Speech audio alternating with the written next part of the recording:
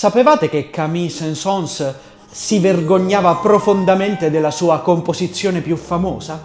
Saint-Saëns era stato un bambino prodigio. A soli 10 anni, al suo debutto ufficiale, nella sala Pleyel, suonò concerti di Mozart e Beethoven a memoria. Alla fine del concerto, come bis, offrì al pubblico di suonare qualsiasi delle 32 sonate di Beethoven, a memoria, a loro scelta. Io all'età sua mi infilavo le dita nel naso. Era un compositore dell'Ottocento serio, tutto d'un pezzo, che non si infilava le dita nel naso. Considerava la sua opera più famosa, Il Carnevale degli Animali, un imbarazzo irreparabile, più o meno come vincere il Nobel e presentarsi a ritirarlo vestito da furri. Il Carnevale degli Animali venne scritto per festeggiare il martedì grasso con gli amici. La prima esecuzione privata avvenne il 9 marzo 1886. Dopo quell'unica esecuzione, il compositore ne vietò categoricamente la pubblicazione finché fu in vita. Oggi è una delle opere più rappresentate in assoluto. In realtà, dietro all'apparenza di un innocuo e frivolo zoo musicale per il martedì grasso, Saint-Saëns aveva architettato un attentato satirico spietato. Usava gli animali per sbeffeggiare il genere umano. O meglio, quella parte del genere umano che si atteggia a grande esperta di musica. Tutto inizia facendo entrare il re della foresta. Sentite come i due pianoforti imitano il ruggito del leone.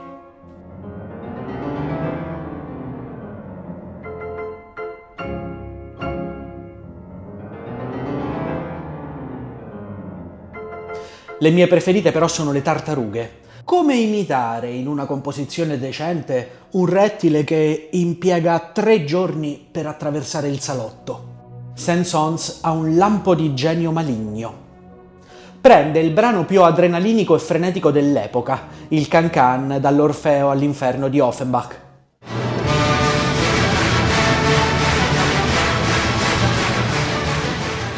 E lo rallenta facendolo suonare agli archi con una flemma catatonica e in questo modo rappresenta le tartarughe.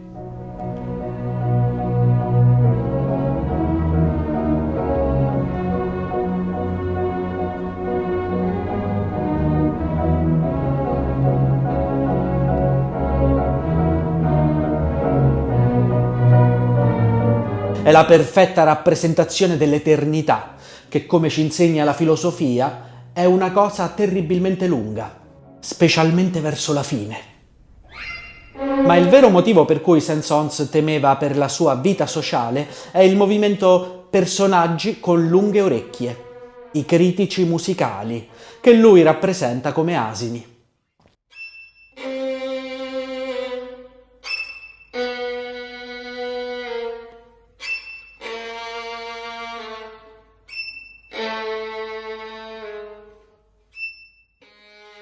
Costringe i violini a fare salti mortali tra armoniche acutissime e note gravissime, raschiate via con ferocia, e il risultato è un inequivocabile raglio di asini.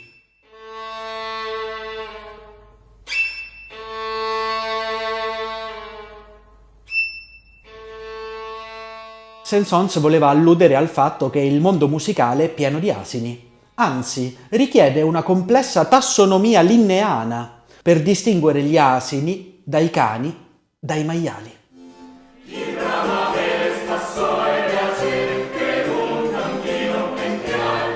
Saint-Saëns credeva di aver inventato la satira zoologica nell'Ottocento, ma c'era qualcuno che ci aveva già pensato molto prima dell'invenzione del sapone.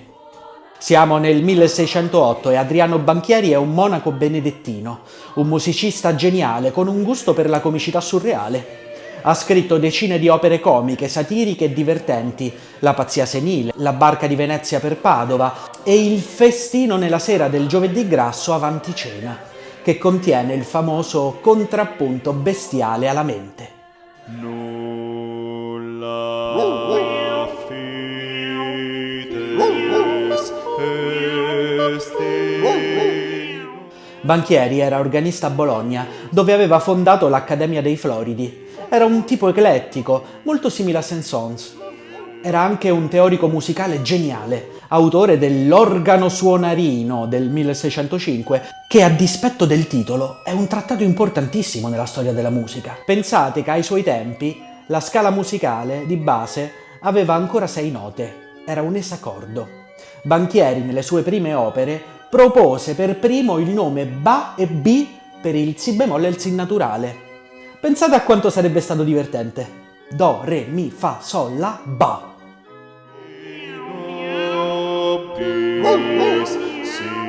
Ma gli animali di Banchieri cosa stanno cantando?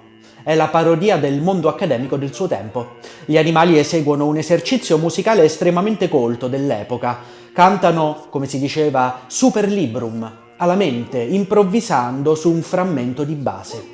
All'epoca improvvisare a 4 o 5 voci su un cantus firmus, di solito un gregoriano di una noia letale, era considerato il vertice delle facoltà mentali umane.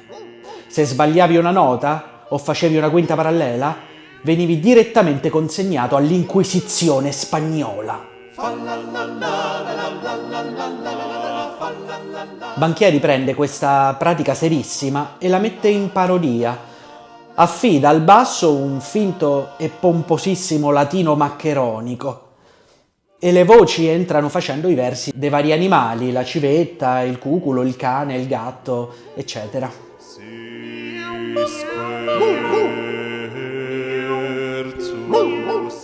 È una trasposizione parodica dell'Accademia musicale dei tempi di Banchieri, una satira molto simile a quella di Saint-Saëns e anche questa scritta nell'occasione di un carnevale.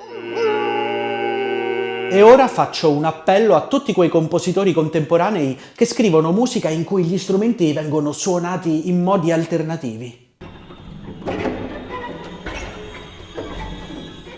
Vi prego, smettetela di farlo, è estenuante. E comunque lo facevano già nel 600. Ed è qui che entra in scena Carlo Farina. L'uomo focaccino, volevo dire Carlo Farina, era il classico cervello in fuga. Nel 1625 si trasferì in Germania, a Dresda, dove entrò al servizio della corte del principe elettore di Sassonia Giovanni Giorgio I, in qualità di primo violino.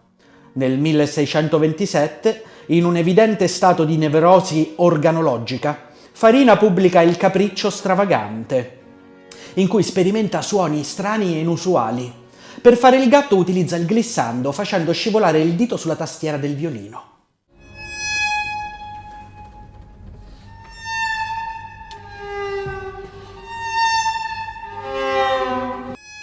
Notate come i gatti siano due, si avvicinano e poi litigano e corrono via, come fanno sempre i gatti.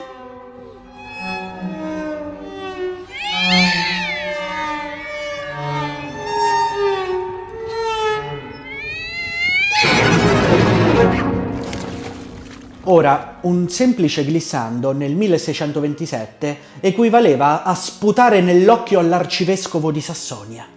Era un'eresia.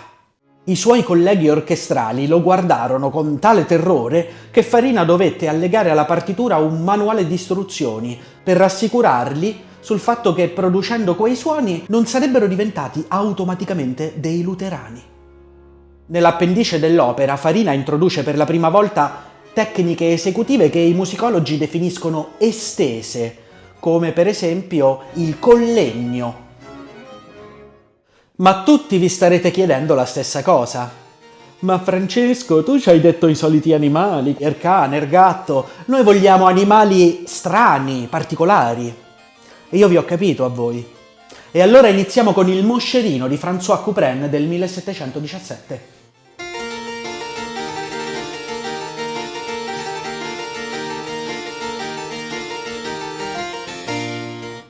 Couperin rappresenta il frullo delle piccole ali del moscerino o della mosca, quando ti ronza intorno e per qualche assurdo motivo cerca di entrare nelle tue orecchie. Forse le mosche pensano che siano come delle caverne. E ora abbiamo Joseph Bodin de Boismartier con la sua Pulce del 1736.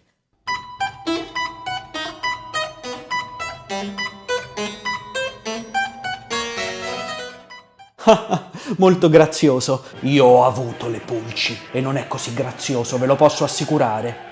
Oltretutto non era neanche così geniale da fare, perché ovviamente lo avevano già fatto un secolo prima. Nella sua famosa sonata rappresentativa del 1669 circa, Heinrich Ignaz Franz Bieber inserisce la rana, in cui imita con i violini il gracidare delle rane.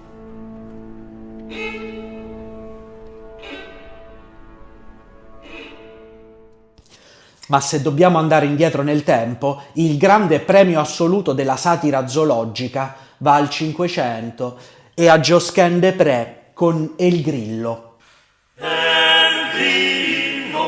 El Grillo è buon cantore. Una frottola della fine del Quattrocento. Josquin all'epoca era maestro di musica a Milano per gli Sforza. Erano mecenati straordinari, ma pagavano i loro musicisti con la stessa puntualità con cui io partecipo ai tornei di lotta libera. Non ho mai partecipato. Nella cappella musicale di Josquin cantava un italiano, un certo Carlo Grillo, un uomo la cui estensione vocale veniva impiegata principalmente per lamentarsi del fatto che non avesse i ducati per comprarsi un pasto caldo. Carlo Grillo viveva in uno stato di terrore cosmico e totale paralisi di fronte al proprio estratto conto. Insomma, gli Sforza non pagavano gli straordinari di aprile. Josquin des Prez era un genio assoluto, ma detestava i conflitti aperti perché era vagamente passivo-aggressivo. Decise di intervenire, ma era incapace di chiedere direttamente un aumento, e così scrisse la frottola El Grillo. Notate come Josquin imiti il frinire del grillo, il frinire del grillo, il frinire del grillo.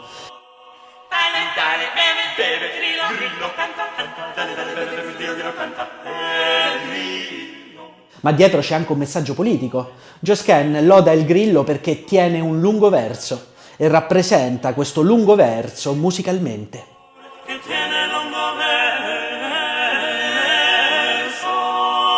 E poi Josquin dice che il grillo non fa come gli altri uccelli.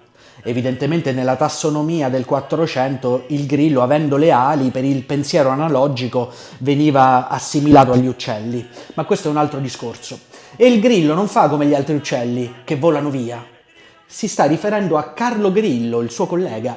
Sostanzialmente sta dicendo agli Sforza: guarda che noi restiamo qua, fedeli, non è che andiamo a Ferrara al primo ritardo dei pagamenti. Non fa come gli altri uccelli, come lì han cantato un poco, quando è fatto il altro loco, sempre il grillo sta pulsando. Ma la vera protesta arriva alla fine, in cui ascoltiamo Dagli da bere e il grillo canta, un'altra velata frecciatina agli Sforza.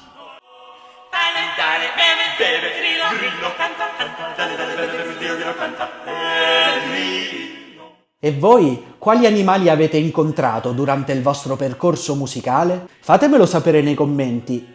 Vi invito a fare tutte le cose che vi dico di solito: iscrivervi, commentare, abbonarvi, eccetera eccetera.